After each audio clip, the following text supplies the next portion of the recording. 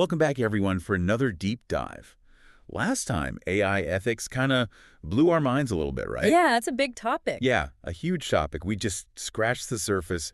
And honestly, we got a lot of really interesting questions from you guys listening. So we're going to do a round two, I like it. a deeper dive, get into some more of the nitty-gritty. Yeah, and I think that's wise because this is a field that's constantly evolving, so a fresh perspective never hurts. Exactly. And you guys had some really fascinating questions about global perspectives on AI. Huh. How different cultures might view AI ethics through like a totally different lens. What's ethical?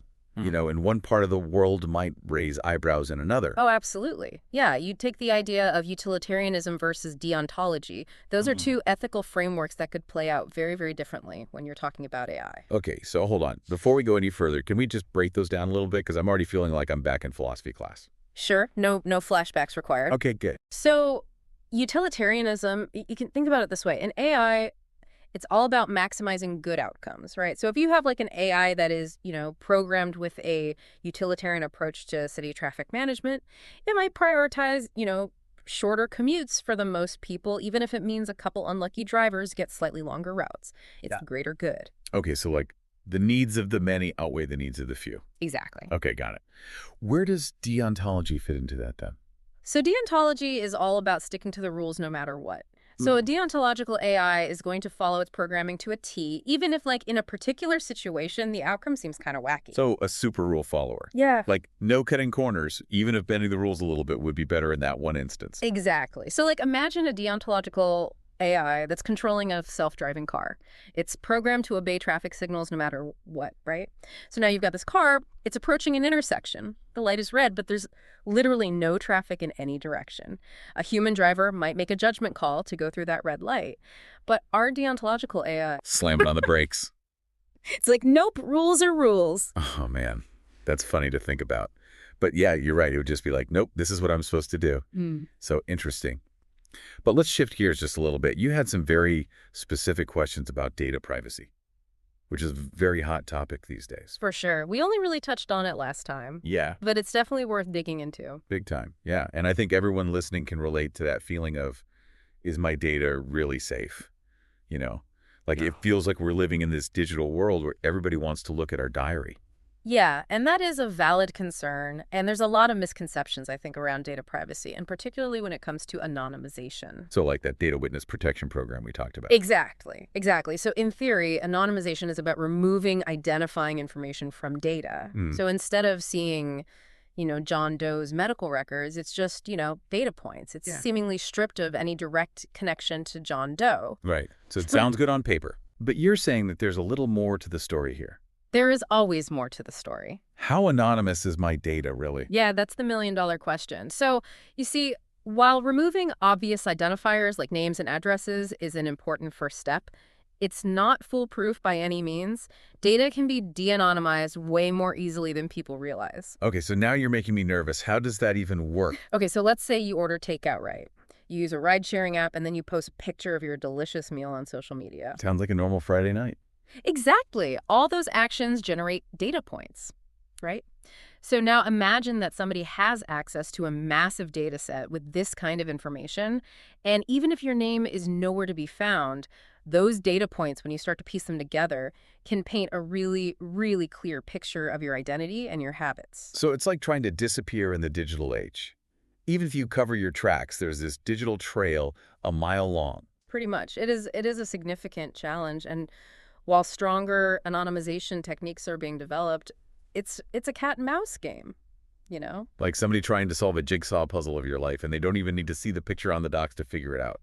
Kind of creepy. It can be unsettling, but you hit on a really important point here, which is that, data privacy is about more than just keeping your name off a list, right? It's about protecting the patterns and the insights that can be gleaned from our digital footprints. Which kind of brings us, I think, to another big one with AI, which is the whole issue of bias. I mean, if AI is trained on data that reflects, our own biases as a society, isn't it just going to perpetuate those biases on like a much larger scale?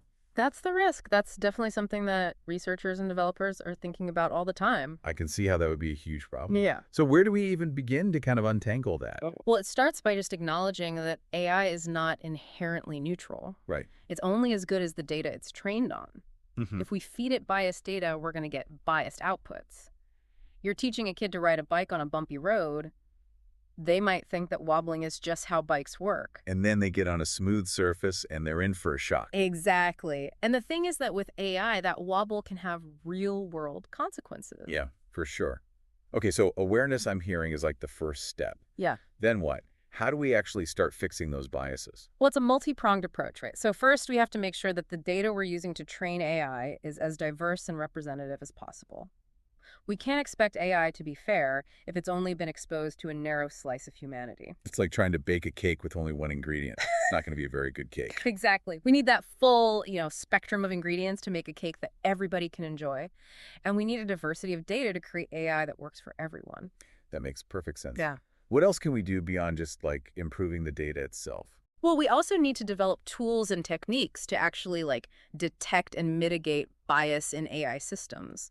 Think of it like a spell checker, but for bias. It can flag potentially problematic outputs and alert developers to areas where they might need to make some adjustments.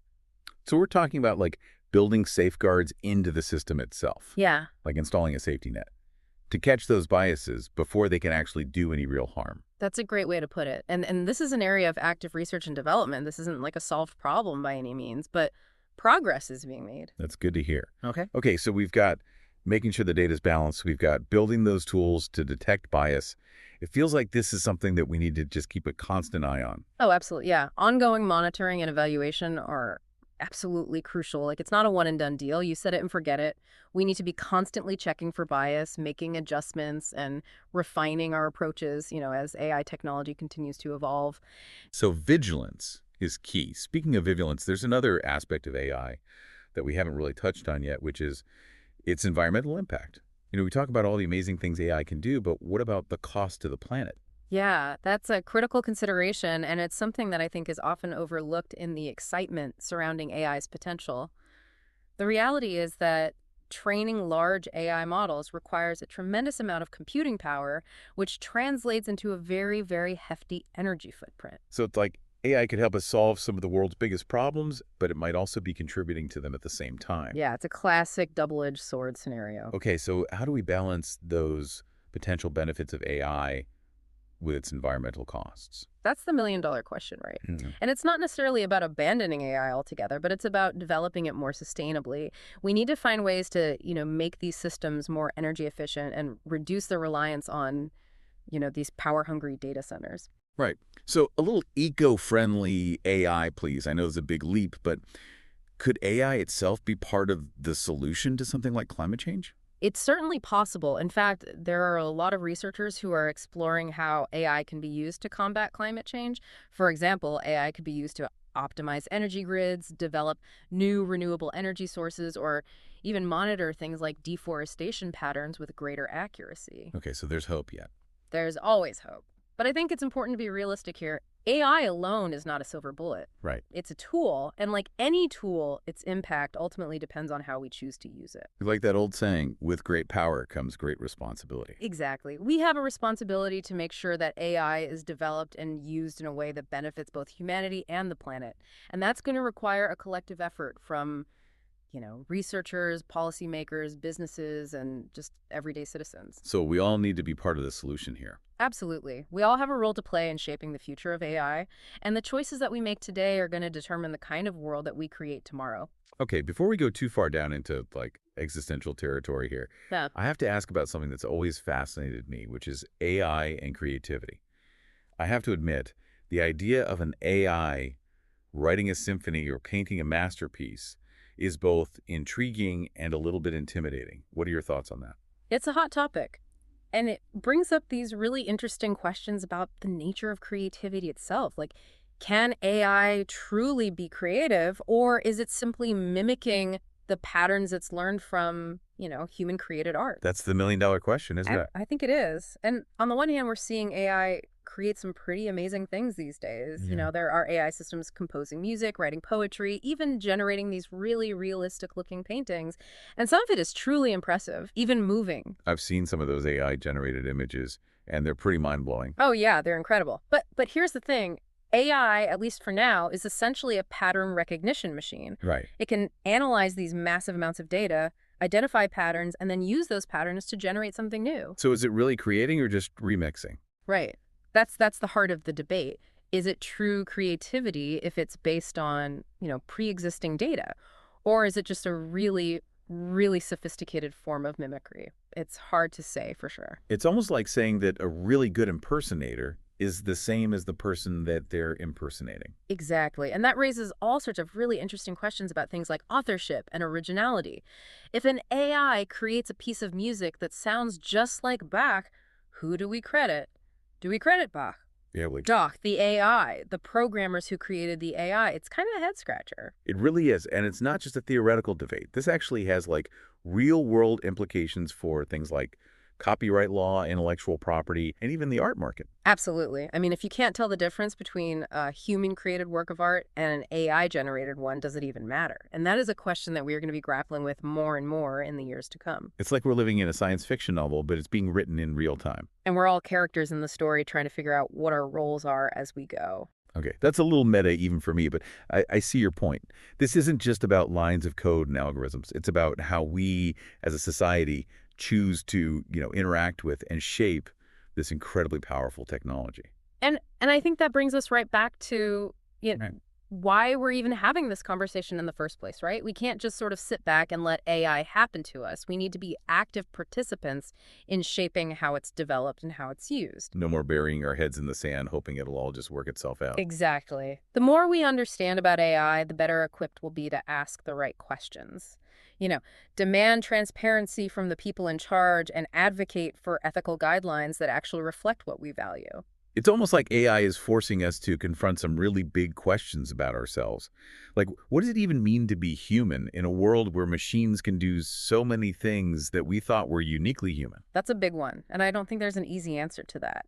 But one thing is for sure, ignoring those questions isn't going to make them go away. So what's next? Where do we go from here? Well, I think it starts with education and awareness. The more people who understand about AI, the better. We need to kind of demystify it, break it down into understandable terms, and just have open and honest conversations about its potential and its pitfalls. They're like what we're doing right now. Exactly. Podcasts like this are a great way to, reach a wider audience and get people thinking critically about these issues. So consider this your call to action, listeners. Dive deep. Ask those questions. Don't be afraid to, challenge the status quo a little bit. The future of AI isn't set in stone. It's something that we're all creating together. Well said. And remember, AI doesn't have to be this big, scary thing that we either worship or fear. It's a tool. And like any tool, its impact depends on the intentions and the actions of the people who are using it. So it's less about will AI save us or destroy us, and more about what kind of future do we want to build with AI. Now you're getting it. It's about harnessing this incredibly powerful technology for good while also being mindful of the risks. It's about making sure that AI benefits all of humanity, not just a select few. That's a powerful message to end on. To our listeners, we hope this deep dive has given you plenty to think about. Keep exploring sensations, keep asking those questions, and keep the conversation going. Until next time.